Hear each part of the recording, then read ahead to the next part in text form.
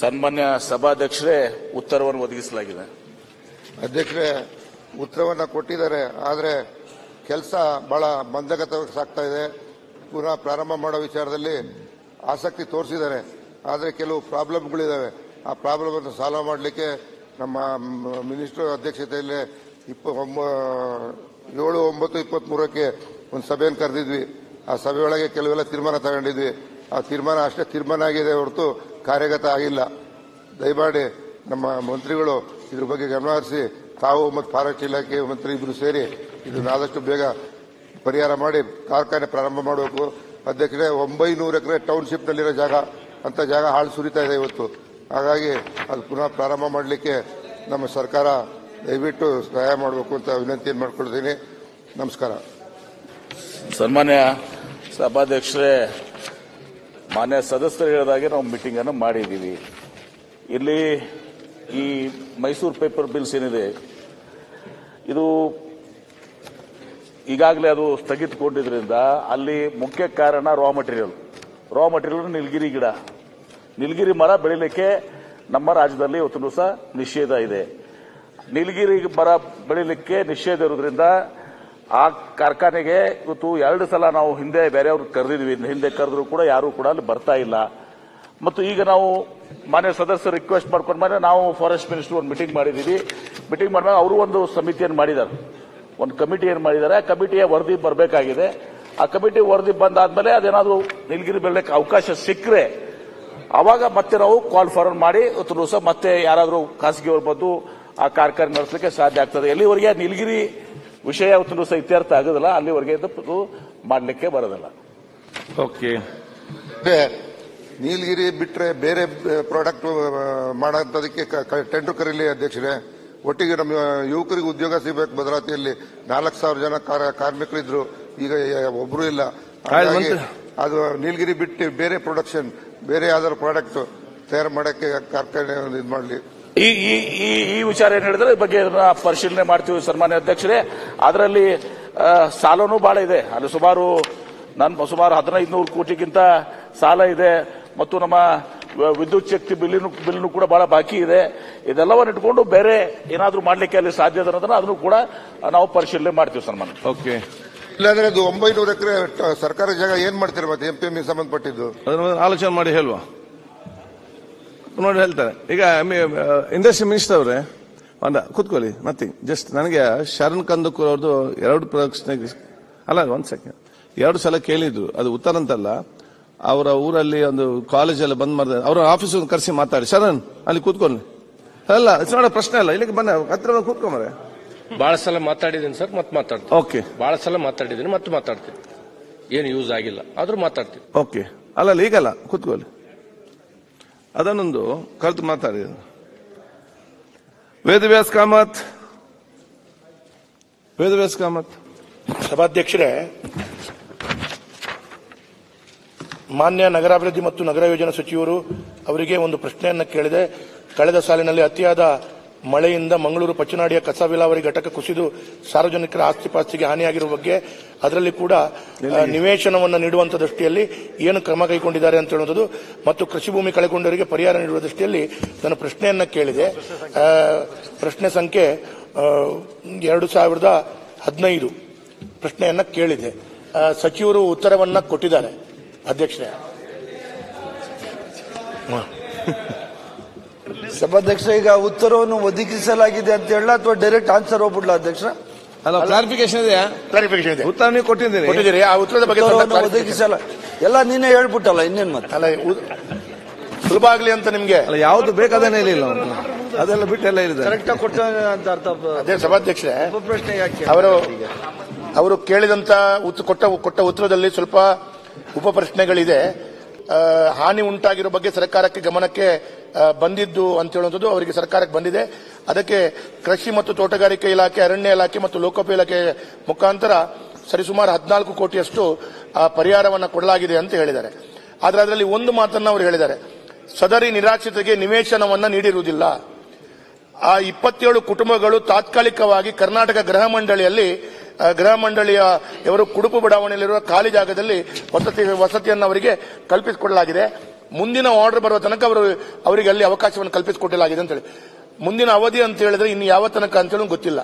ಇವರ ಜಾಗದಲ್ಲಿ ಇಷ್ಟೆಲ್ಲ ಗೊಂದಲಗಳಾದ ನಂತರ ಅವರಿಗೆ ಸರ್ಕಾರದ ವ್ಯವಸ್ಥೆಯಲ್ಲಿ 3-3.5 ವರ್ಷದಿಂದ ಅವರು ವಸತಿ ಗೃಹ ಮಂಡಳಿಯ ಮನೆಯಲ್ಲಿ ಅವರು ತಾತ್ಕಾಲಿಕವಾಗಿ ಬದುಕನ್ನು ನಡೆಸ್ತಾ ಇದ್ದಾರೆ. ಹಾಗಿರುವಾಗ ಹಾಗೇನೆ ಮುಂದುವರೆದು ಇನ್ನು ಎಷ್ಟು ವರ್ಷ ನಡೆಸ್ಕೊಳ್ಬೇಕು ಅಂತ ಹೇಳೋದು ಒಂದು ಪ್ರಶ್ನೆ. ಎರಡನೇದು, ಇದಕ್ಕೆ ಭೂಸ್ವಾಧೀನದ ಪ್ರಕ್ರಿಯೆ ಮಾಡಬೇಕು ಅಂತೇಳಿ ಸರಿಸುಮಾರು 45 ಕೋಟಿ ಆಗುತ್ತೆ ಅಂತ ಅವತ್ತು ಅಂದಾಜು ವೆಚ್ಚ ಮಾಡಿಕೊಂಡು ಅದನ್ನ ಪರ್ಮನೆಂಟ್ ಆಗಿ ಸೊಲ್ಯೂಷನ್ ಮಾಡಬೇಕು ಅಂತೇಳಿ ಸರ್ಕಾರ ಚಿಂತನೆ ಮಾಡಿದೆ. ಹಣದ ಲಭ್ಯತೆ ಇಲ್ಲ ಅಂತೇಳಿ ಅದನ್ನು ಮಾಡ್ಲಿಕ್ಕಾಗಲ್ಲ ಅಂತ ಹೇಳೋದು ಉತ್ತರದಲ್ಲಿ ಬರೆದಿದ್ದಾರೆ. ಅದಕ್ಕಾಗಿ ಈ ಪ್ರಶ್ನೆಯನ್ನು ನಾನು ಕೂಡ ಹಾಕಿದ್ದೆ, ಡಾಕ್ಟರ್ ಭರತ್ ಶೆಟ್ಟಿ ಅವರು ಕೂಡ ಹಾಕಿದ್ರು. ಈ ಕ್ಷೇತ್ರದಿಂದ ಅಲ್ಲಿ ಸರಿಸುಮಾರು 10 ಲಕ್ಷ ಟನ್ ಲೆಗೆಸಿ ವೇಸ್ಟ್ ಇದೆ. ಅದು ಜಾರಿಕೊಂಡು ನನ್ನ ಕ್ಷೇತ್ರಕ್ಕೆ ಬರುವಂತದಷ್ಟದಲ್ಲಿ ಆಗಿದೆ. ಹಾಗಾಗಿ ಅದರ ಬಗ್ಗೆ ಸ್ವಲ್ಪ ಡಾಕ್ಟರ್ ಭರತ್ ಶೆಟ್ಟಿ ಅವರು ಕೂಡ ಸ್ವಲ್ಪ ಗಮನಕ್ಕೆ ತರ್ತಾರೆ ಸರ್. ಸಭಾಧ್ಯಕ್ಷ, ಇದರಲ್ಲಿ ನಮ್ಮ ಕೋರಿಕೆ ಏನಂತ ಹೇಳಿದ್ರೆ ಸ್ವಲ್ಪ ಮನೆಗಳೆಲ್ಲ ಹೋಗಿದೆ. ಇದರಲ್ಲಿ ಮನೆಗಳನ್ನು ಅವರೆಲ್ಲ ಶಿಫ್ಟ್ ಮಾಡಿ KDB ಹೌಸಿಂಗ್ ಕಾಲೋನಿಯಲ್ಲಿ ಇಟ್ಟಿದ್ದಾರೆ. ಈಗ ಅವರಿಗೆ ಏನು ಅವರ ಜಾಗವನ್ನ ನಾವು ಎಕ್ವೈರ್ ಮಾಡುವುದಾದ್ರೆ ಅದೆಲ್ಲ ಕನ್ವರ್ಟೆಡ್ ಲ್ಯಾಂಡ್, ಮನೆಯನ್ನ ಕಟ್ಟಿದ್ದಾರೆ. ಕನ್ವರ್ಟೆಡ್ ಲ್ಯಾಂಡ್ಗೆ ನೀವು ಎಷ್ಟು ದುಡ್ಡನ್ನ ಹಣವನ್ನು ಕೊಡಬೇಕು ಆ ರೀತಿ ಅವರಿಗೆ ಕೊಟ್ರೆ ಒಂದು ಅವರಿಗೆ ಸಮಸ್ಯೆ ಪರಿಹಾರ ಆಗ್ತದೆ. ಒಂದು ಸರ್. ಎರಡನೇದು, ಆ ಪಚ್ಚನಾಡಿಯಲ್ಲಿ ಹಿಂದೇನು ಪ್ರಾಬ್ಲಮ್ ಆಗಿದೆ, ಭೂಕುಸಿತ ಎಲ್ಲ ಆಗಿದೆ. ಅದ್ರ ಬಗ್ಗೆ ಈಗ ಅಲ್ಲಿ ನಮ್ಮ ವೇಸ್ಟ್ ಡಿಸ್ಪೋಸಲ್ ಮತ್ತು ವೇಸ್ಟ್ ಸೆಗ್ರಿಗೇಷನ್ ಮೆಥಡ್ ಬಗ್ಗೆ ನೀವೆಲ್ಲಾ ಕಡೆ ಇಲ್ಲದಿದ್ರೆ, ಈಗ ಬೆಂಗಳೂರಲ್ಲಿ ಈಗ ಜಾಗ ಇಲ್ಲ ಸರ್ ಕಸ ಹಾಕ್ಲಿಕ್ಕೆ. ಅದೇ ರೀತಿ ಸಮಸ್ಯೆ ನಮಗೆ ಮುಂದೆ ಬರ್ತದೆ ಮಂಗಳೂರಲ್ಲಿ. ಅದ್ರ ಬಗ್ಗೆ ಸ್ವಲ್ಪ ಗಮನ ಹರಿಸಬೇಕು. ಇಮಿಡಿಯೇಟ್ ಆಗಿ ಕಸ ವಿಲೇವಾರಿ ಮತ್ತು ವೇಸ್ಟ್ ಸೆಗ್ರಿಗೇಷನ್ ಅನ್ನ ಮಾಡಲಿಕ್ಕೆ ಈಗ ಎಫರ್ಟ್ಸ್ ಆಗ್ತಾ ಇದೆ, ಮತ್ತೆ ಸಾಕಾಗ್ತಾ ಇಲ್ಲ ಅದು. ಅದನ್ನ ಎಂಡ್ ಪ್ರಾಡಕ್ಟ್ ವೇಸ್ಟ್ ಅನ್ನ ನಾವು ಏನ್ ಮಾಡುದು ಅಂತ ಹೇಳುದು, ಎಷ್ಟು ಟನ್ ಅಲ್ಲಿ ಬರ್ತಾ ಇದೆ ಅಷ್ಟು ಟನ್ ನಮಗೆ ಅಲ್ಲಿ ಯೂಸ್ ಆಗ್ತಾ ಇಲ್ಲ. ಯೂಸ್ ಆಗ್ತಾ ಇಲ್ಲ ಅಂದ್ರೆ ಲ್ಯಾಂಡ್ ಫಿಲ್ಲಿಗೆ ಹೋಗ್ತಾ ಇದೆ. ಪುನಃ ಲ್ಯಾಂಡ್ ಫಿಲ್ಲಿಗೆ ಹೋಗಿ ಪ್ರಯೋಜನ ಇಲ್ಲ ಸಭಾಧ್ಯಕ್ಷರೇ. ಅದನ್ನ ನೀವು ಡ್ರೈ ವೇಸ್ಟ್ ಅನ್ನ ಬೇರೆ ಕಡೆ ತಗೊಂಡೋಗ್ಲಿಕ್ಕೆ ಮತ್ತೆ ವೇಸ್ಟೇಜ್ ಅನ್ನ ಕಾಂಪೋಸ್ಟ್ ಬೇರೆ ಮಾಡ್ಲಿಕ್ಕೆ ಒಂದು ವ್ಯವಸ್ಥೆ ಮಾಡಿದ್ರೆ ಮಾತ್ರ ಅಲ್ಲಿ ರಿಲೀಫ್ ಸಿಗ್ತದೆ. ಅಷ್ಟೊಂದು ಗಮನ ಹರಿಸಬೇಕು. ಸುರೇಶ್ ಒಂದೇ ನಿಮಿಷ ಒಂದು ಇಂಪಾರ್ಟೆಂಟ್.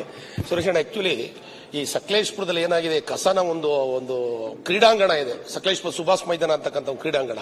ಆ ಕ್ರೀಡಾಂಗಣದ ಮಧ್ಯದಲ್ಲಿ 8-10 ವರ್ಷಗಳಿಂದ ಕಸನ ಸ್ಟಾಕ್ ಮಾಡಿ ಆ ಇಡೀ ಮಳೆಯಲ್ಲಿ ನೆಂದು ಅಕ್ಕಪಕ್ಕದ ಇರ್ತಕ್ಕಂಥ ಅಂಗಡಿಗಳು ಬರ್ತಕ್ಕಂಥ ಮಕ್ಕಳಿಗೆಲ್ಲ ಕಾಯಿಲೆ ಬರ್ತಕ್ಕಂಥ ವ್ಯವಸ್ಥೆ ಆಗಿದೆ. ನಾವು ಹಲವಾರು ವರ್ಷಗಳಿಂದ ಅದನ್ನ ಟೆಂಡರ್ ಆಗುತ್ತೆ ಅಂತ ಹೇಳ್ತಾರೆ, ಮತ್ತೆ ಟೆಂಡರ್ ಆಗಲ್ಲ. ಅದೇನೋ ಕಸನ ವಿಲೇವಾರಿ ಮಾಡಲಿಕ್ಕೆ ಈ ನಿಟ್ಟಿನಲ್ಲಿ ದಯವಿಟ್ಟು ಅದನ್ನ ಕಸನ ಅಲ್ಲಿಂದ ಶಿಫ್ಟ್ ಮಾಡಿ ಅದನ್ನ ಆದಷ್ಟು ಬೇಗ ವಿಲೇವಾರಿ ಮಾಡಿಕೊಡ್ಬೇಕು. ಜಿಲ್ಲಾಧಿಕಾರಿಗಳಿಗೆ ಸೂಚನೆ ಕೊಡಬೇಕು, ಆದಷ್ಟು ಬೇಗ ಟೆಂಡರ್ ಮಾಡಿ ಆ ಕಸನ ಬೇರೆ ಕಡೆ ಶಿಫ್ಟ್ ಮಾಡಿದ್ರೆ ನಿಜವಾಗ್ಲೂ ಸಕಲೇಶ್ಪುರ ಜನಕ್ಕೆ ಎಲ್ಲ ಕಡೆ ಕಸ ಎಲ್ಲಾ ಕಡೆ ಇದೆ. ಈಗ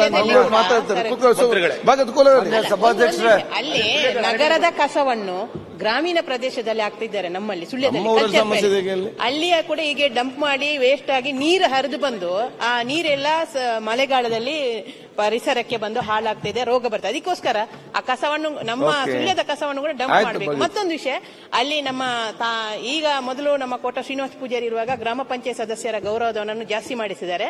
ನಗರ ಮತ್ತು ಪಟ್ಟಣ ಪಂಚಾಯತ್ನ ಎಲ್ಲ ಸದಸ್ಯರ ಗೌರವಧನವನ್ನು ಜಾಸ್ತಿ ಮಾಡಬೇಕಂತ ವಿನಂತಿ ಮಾಡಿಕೊಳ್ತೀವಿ.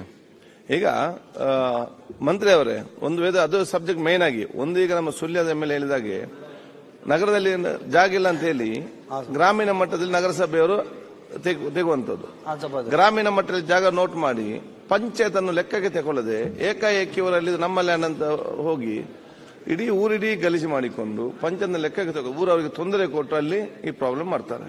ಅಟ್ಲೀಸ್ಟ್ ನಗರದವರು ಬೇರೆ ಗ್ರಾಮೀಣವನ್ನು ಮಾಡಿದಾಗ 2-3 ಗ್ರಾಮದವರು ಸೇರಿಸಿಕೊಂಡು ಅಲ್ಲೇ ಕಸಕೊಂಡು ನಾವು ತೆಗಿತೇವೆ, ಇಲ್ಲಿ ಈ ಒಂದು ಸಿಸ್ಟಮ್ ಜನ ಕೂಡ ಸಹಕಾರ ಕೊಡ್ತಾರೆ. ಇದು ಸ್ವಲ್ಪ ನೋಡಿಕೊಳ್ಳಿ. ನನ್ನ ಕಲ್ಲಿ ಕೂಡ ಸಚಿವದಲ್ಲಿ ಸೇಮ್ ಪ್ರಾಬ್ಲಮ್ ಇದೆ. ಮಾನ್ಯ ಸಭಾಧ್ಯಕ್ಷರೇ, ಈಗ ರಾಜ್ಯದ ಹಲವಾರು ಕಡೆ ಇದು ಸಮಸ್ಯೆ ಇದೆ ಸಭಾಧ್ಯಕ್ಷರೇ. ಡಂಪಿಂಗ್ ಯಾರ್ಡ್ ಇದು ಸಮಸ್ಯೆ ಇದೆ ಸಭಾಧ್ಯಕ್ಷರೇ. ಅದಕ್ಕೆ ಸೆಗ್ರಿಗೇಟ್ ಮಾಡಿ ಎಲ್ಲ ಕಡೆ ಪ್ಲಾಂಟ್ಸ್ ಮಾಡಲಿಕ್ಕೆ ಒಂದೊಂದಾಗಿ ಮಾಡ್ತಾ ಇದೀವಿ ಸಭಾಧ್ಯಕ್ಷರೇ. ನಿರ್ದಿಷ್ಟವಾಗಿ ಈಗ ಸಕಲೇಶ್ಪುರ ಮತ್ತೆ ಮೇಡಮ್ ಕೇಳಿದ್ದು ಕಾನ್ಸ್ಟಿಟ್ಯೂನ್ಸಿ ಬಗ್ಗೆ ನೀವು ಹೇಳಿದ್ದು ನಾನು ನಮ್ಮ ಸೆಕ್ರೆಟರಿ ಅವ್ರ ಜೊತೆ ಮಾತನಾಡಿ ಇದಕ್ಕೆ ಏನು ಪರಿಹಾರ ಹೇಳ್ಬಿಟ್ಟು ನಾನು ಮಾತಾಡ್ತೀನಿ ಸಭಾಧ್ಯಕ್ಷರೇ. ಈಗ ನಮ್ಮ ವೇದವ್ಯಾಸ ಕಾಮತ್ ಅವರು ಪ್ರಶ್ನೆಗಳನ್ನ ಕೇಳಿದ್ದಾರೆ ಸಭಾಧ್ಯಕ್ಷರೇ. ಪರ್ಟಿಕ್ಯುಲರ್ಲಿ ಇದು 2019ರಲ್ಲಿ ಭಾರಿ ಮಳೆ ಬಂತು ಸಭಾಧ್ಯಕ್ಷರೇ, ಅವ್ರಿಗೆ ಗೊತ್ತಿರುವಂತದ್ದು, ಅಲ್ಲಿ ಶಾಸಕರಾಗಿದ್ದವರು ಅವರು. ಸೊ ಅಲ್ಲಿ ಈ ಡಂಪಿಂಗ್ ಯಾರ್ಡ್ ಇತ್ತು ಸಭಾಧ್ಯಕ್ಷರೇ. ಈ ವೇಸ್ಟ್ ಇದರಲ್ಲಿ ಅದೆಲ್ಲ ಬಹಳ ಮಳೆಯಿಂದಾಗಿ ಅದು ಎಲ್ಲ ಪಕ್ಕದ ಜಮೀನುಗಳಿಗೆ ಹೊರಟೋಗಿ ಅದು ಅಲ್ಲಿದ್ದಂತ ನಿವಾಸಿಗಳಿಗೆ ರೈತರಿಗೆ ಬಹಳಷ್ಟು ಸಮಸ್ಯೆ ಆಗಿದ್ದು ಸತ್ಯ ಸಭಾಧ್ಯಕ್ಷರೇ. ಅದಾದ ನಂತರ ನಮ್ಮ PWD ಇಲಾಖೆಯವರು ಏನು ಅವ್ರದ್ದು ಮಾನದಂಡಗಳು ಏನಿದಾವೆ ಅದರ ಪ್ರಕಾರ ಕಟ್ಟಡಗಳಿಗೆ ಸುಮಾರು 3,15,00,000 ಕೊಟ್ಟಿದ್ದೀವಿ ಸಭಾಧ್ಯಕ್ಷರೇ. ಮತ್ತೆ ಈ ಬೆಳೆ ಮತ್ತು ಮರಗಳಿಗೆ ಸುಮಾರು 2,81,00,000 ಕೊಟ್ಟಿದ್ದೀವಿ. ಅದ್ರ ಜೊತೆ ಈ ಜಮೀನುಗಳಿಗೆ ಮಧ್ಯಂತರ ಪರಿಹಾರ ಅಂತ ಹೇಳಿ ಭೂಸ್ವಾಧೀನ ಪಡಿಸುವ ಸಂಬಂಧವಾಗಿ 8,22,00,000 ಕೊಟ್ಟಿದ್ದೀವಿ ಸಭಾಧ್ಯಕ್ಷ. ಒಟ್ಟು ಸರ್ಕಾರದಿಂದ ಸುಮಾರು 14,19,00,000 ರೂಪಾಯಿಗಳನ್ನ ನಾವು ಈಗಾಗಲೇ ಅವರಿಗೆ ಕೊಟ್ಟಿದ್ದೀವಿ ಸಭಾಧ್ಯಕ್ಷ. ಮತ್ತೆ ಅಲ್ಲಿ ನಮ್ಮ ಸದಸ್ಯರು ಹೇಳಿದ ಪ್ರಕಾರ ಮನೆಗಳು ಬಹಳ ಹಾನಿ ಆಗಿತ್ತು ಸಭಾಧ್ಯಕ್ಷ. ಬಹಳ ಹಾನಿಯಾಗಿದ್ದಂತಹ ಮನೆಗಳು ಅಲ್ಲಿ ವಾಸನೆಯಿಂದ ಮತ್ತೆ ಬೇರೆ ಇದರಿಂದ ಅವರು ಜೀವನ ಮಾಡಕ್ಕೆ ಆಗದೆ ಇರುವಂತಹ ಸುಮಾರು 27 ಕುಟುಂಬಗಳಿಗೆ ನಾವು ಕರ್ನಾಟಕ ಗೃಹ ಮಂಡಳಿ ವತಿಯಿಂದ ರಚಿಸಲಾಗಿದ್ದಂತಹ ಮನೆಗಳಲ್ಲಿ ನಮ್ಮ DC ಅವರು disaster management under 2005 section 65/1 act ಪ್ರಕಾರ ಆ ಕಟ್ಟಡಗಳಲ್ಲಿ ನಿರಾಶ್ರಿತರಿಗೆ ಇರಲಿಕ್ಕೆ ನಾವು ಅವಕಾಶವನ್ನು ಈಗಾಗಲೇ ಮಾಡಿಕೊಟ್ಟಿದ್ದೀವಿ ಸಭಾಧ್ಯಕ್ಷ. ಅದಾದ್ಮೇಲೆ ಸಭಾಧ್ಯಕ್ಷ ಇನ್ನೊಂದು ಪ್ರಮುಖವಾದ ಪ್ರಶ್ನೆ ಸಭಾಧ್ಯಕ್ಷ, ಇವರಿಗೆ ಕೃಷಿ ಭೂಮಿ ಕಳೆದುಕೊಂಡವರಿಗೆ ಏನ್ ಮಾಡಿದ್ದೀರಿ ಅಂತ ಹೇಳಿದ್ದಾರೆ ಸಭಾಧ್ಯಕ್ಷ. ಆದ್ರಿಂದ ಹೇಳಿದಲ್ಲ ಸಭಾಧ್ಯಕ್ಷ, ಈಗಾಗಲೇ ಅವ್ರಿಗೆ ತಕ್ಷಣಕ್ಕೆ ಪರಿಹಾರವಾಗಿ ಅಷ್ಟು ದುಡ್ಡು ಕೊಟ್ಟು ಸಭಾಧ್ಯಕ್ಷ. ಮತ್ತೆ ಅದಾದ್ಮೇಲೆ ಸುಮಾರು 17 ಎಕರೆ ಮತ್ತು ಇನ್ನೊಂದು 0.32 ಮುಕ್ಕಾಲು ಎಕರೆ ಇವೆರಡಕ್ಕೂ ಬೇಕು ಅಂತ ಹೇಳಿ ಸರ್ಕಾರದಿಂದ ಸ್ವಾಧೀನಪಡಿಸಲಿಕ್ಕೆ ಅಂಡರ್ ಸೆಕ್ಷನ್ 19(1) ಅಂಡ್ 19(2) ಪ್ರಕಾರ ಅಂತಿಮ ಅಧಿಸೂಚನೆ ಹೊರಡಿಸಿದ್ವಿ ಸಭಾಧ್ಯಕ್ಷ. ಅದಾದ್ಮೇಲೆ ಇದು ಮಾಡಲಿಕ್ಕೆ ಸುಮಾರು 44 ಕೋಟಿ ರೂಪಾಯಿಗಳು ಅವರಿಗೆ ಕೊಡಬೇಕಾಗ್ತದೆ ಅಂತ ಹೇಳಿ ಲೆಕ್ಕ ಹಾಕಿ ಕ್ಯಾಲ್ಕುಲೇಷನ್ಸ್ ಬಂದಿದೆ ಸಭಾಧ್ಯಕ್ಷ. 44 ಕೋಟಿ ಸರ್ಕಾರದಿಂದ ಪರಿಹಾರ ಕೊಡಲಿಕ್ಕೆ ಕಷ್ಟ ಸಾಧ್ಯ ಆಗಿತ್ತು ಸಭಾಧ್ಯಕ್ಷ. ಅದೇ ಚರ್ಚೆಯಲ್ಲಿದೆ ಸಭಾಧ್ಯಕ್ಷ. ಮತ್ತೆ ಈಗಾಗಲೇ ಮತ್ತೆ ಕೆಲವೊಂದು ರೈತರುಗಳು ಫಸ್ಟ್ ಹೇಳ್ತಾ ಇದ್ರು, ಅಲ್ಲಿ ನಾವು ಬೆಳೆಗಳು ಹಾಕ್ಲಿಕ್ಕೆ ಆಗಲ್ಲ, ಅದು ಯಾವುದೇ ಬೆಳೆ ಬೆಳಿಲಿಕ್ಕೆ ಅದು ಸಾಧ್ಯ ಇಲ್ಲ ಆ ಜಾಗಗಳಲ್ಲಿ ಅಂತ ಹೇಳಿ ವಾಪಸ್ ಕೊಡು ಅಂತ ಕೇಳಿದ್ರು ಸಭಾಧ್ಯಕ್ಷ. ಸುಮಾರು 10 ಜನ ಅದರಲ್ಲಿ ರೈತರುಗಳು ಆ ಜಮೀನುಗಳನ್ನ ವಾಪಸ್ ತಗೊಳ್ಳಕ್ಕೆ ಸಹ ರೆಡಿ ಇದ್ದಾರೆ ಸಭಾಧ್ಯಕ್ಷ. ಆದ್ರಿಂದ ನಾವು ತೋಟಗಾರಿಕೆ ಇಲಾಖೆ ಶಿವಮೊಗ್ಗ ಮತ್ತೆ ಬೇರೆ ಬೇರೆ ವಿಶ್ವವಿದ್ಯಾನಿಲಯಗಳಲ್ಲಿ ನಾವು ಆ ಮಣ್ಣನ್ನು ಪರೀಕ್ಷೆ ಮಾಡಿ ವಾಪಸ್ ಇದು ಅಲ್ಲಿ ರೈತರು ಬೆಳೆಗಳು ಬೆಳಿಬೋದಾ, ಅದೇನು ಸೂಕ್ತವಾಗಿದೆಯಾ ವ್ಯವಸಾಯಕ್ಕೆ ಅಂತ ನೋಡಿದಾಗ ಸೂಕ್ತವಾಗಿದೆ ಅಂತ ಹೇಳಿ ಅಲ್ಲಿ ಅವರು ಹೇಳಿದ್ದಾರೆ ಸಭಾಧ್ಯಕ್ಷ. ಆದ್ರಿಂದ ರೈತರುಗಳು ಒಪ್ಕೊಂಡ ಪಕ್ಷದಲ್ಲಿ ಇದು ಡಿನೋಟಿಫಿಕೇಶನ್ ಮಾಡಬೇಕಾಗ್ತದೆ ಸಭಾಧ್ಯಕ್ಷ. ಆದ್ರೂ ಸಹ ಸರ್ಕಾರ ಇದರಲ್ಲಿ ಸೂಕ್ತವಾಗಿ ನಾವು ರೈತರ ಪರವಾಗಿ ಇರುವಂತದ್ದು ಸರ್ಕಾರ ಸಭಾಧ್ಯಕ್ಷ. ರೈತರುಗಳು ಇಷ್ಟಪಟ್ಟ ಪಕ್ಷದಲ್ಲಿ ನಾವು ಪರಿಹಾರ ಕೊಡಕ್ಕಾಗದೆ ಇರೋದ್ರಿಂದ ಆ ಜಮೀನುಗಳನ್ನ ವಾಪಸ್ ಕೊಡ್ಲಿಕ್ಕೆ ನಾವು ಪ್ರಯತ್ನ ಪಡ್ಬೋದು ಸಭಾಧ್ಯಕ್ಷ. ಅದೇ ಗೊತ್ತಲ್ಲ ಸಭಾಧ್ಯಕ್ಷ, ಡಿನೋಟಿಫಿಕೇಶನ್ ಎಷ್ಟು ಸೀರಿಯಸ್ ಮ್ಯಾಟರ್ ಅಂತ ಗೊತ್ತಿದೆ. ಆದ್ರೂ ಇದ್ರ ಬಗ್ಗೆ ನಾವು ಕೂಲಂಕುಷವಾಗಿ ನಾವು ಮಾತನಾಡಬೇಕಾದ್ರೆ ಆ ಜಮೀನುಗಳನ್ನ ಅವ್ರಿಗೆ ವಾಪಸ್ ಕೊಡ್ಲಿಕ್ಕೆ ನಾನು ಪ್ರಯತ್ನವನ್ನ ಪಡ್ತೀನಿ ಅಂತ ಹೇಳಲಿಕ್ಕೆ ಬಯಸ್ತೀನಿ.